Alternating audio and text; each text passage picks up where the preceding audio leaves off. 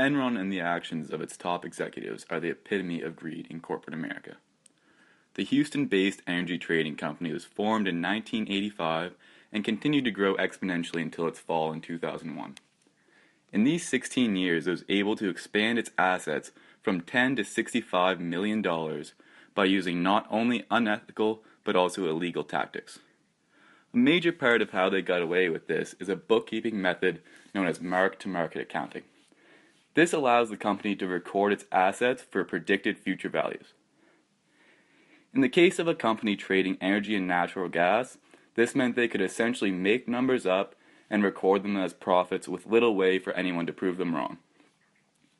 From this, Enron was able to show massive gains, while in fact many of their projects were losing money at horrifying rates. One example of this is a broadband trading deal made with Blockbuster.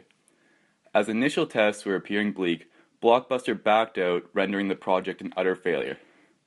But based on mark-to-market accounting, Enron was able to claim $53 million in earnings on a deal that didn't make a cent. Finally, this was a venture that Enron could no longer trick the world into believing was profitable. As the stock price began to be affected, top executives were selling shares as fast as they could. By the time Enron collapsed, two men, one CEO and one former CEO, had sold $500 million in stocks while freezing out employees from selling theirs.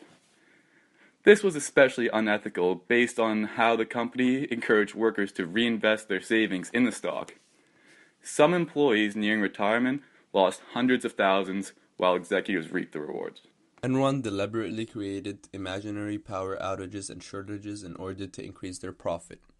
Here is a recorded phone call tape collected during trial that reveals an Enron employee requesting Rich, an employee at a Las Vegas power plant, to be temporarily taken offline, resulting in a blackout. Hey, this is David up at Enron. And there's not much demand for power at all, and if we shut it down, could you bring it back up in 3 or 4 hours? Oh, yeah. Why don't you just go ahead and shut her down then, if that's okay? Okay. The way Enron was able to control and manipulate the power companies into causing temporary blackouts can explain one of Likhart's four main styles of leadership. This is an example of benevolent authoritative, as Enron's confidentiality imposes these decisions and has trust and confidence in the power companies to follow through with these decisions. The subordinates are highly involved in the solving of problems, which is another key aspect of benevolent authoritative. Enron put into place a ranking system where all employees would receive a rating between 1 and 5. 1 was the best rating and 5 was the worst. It was mandated that roughly 10 to 15% of employees must fall into the 5 category, resulting in dismissal from the company. Jeffrey Schooling saw this as natural selection within the company. Only the strong should survive. Enron's unethical behavior can tie in very closely with Milgram's experiment on obedience. In both scenarios, a figure of higher authority would order a subordinate to act on something that is unethical. In Milgram's experiment, someone who was perceived to be an authoritative figure would order someone to give an electric shock to another individual.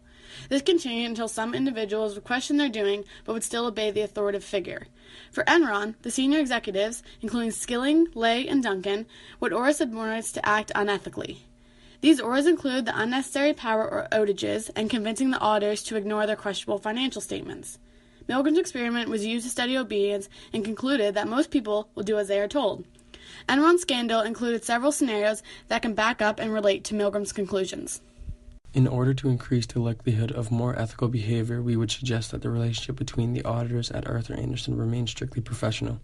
The auditors should not have any stock purchased in the company they are auditing. Since the auditors at Arthur Andersen firm have purchased shares in Enron, it could influence a biased opinion towards the well-being of the company. It would be very difficult to change the greed and selfishness of the senior executives, but we would recommend the personality test be a part of the hiring process.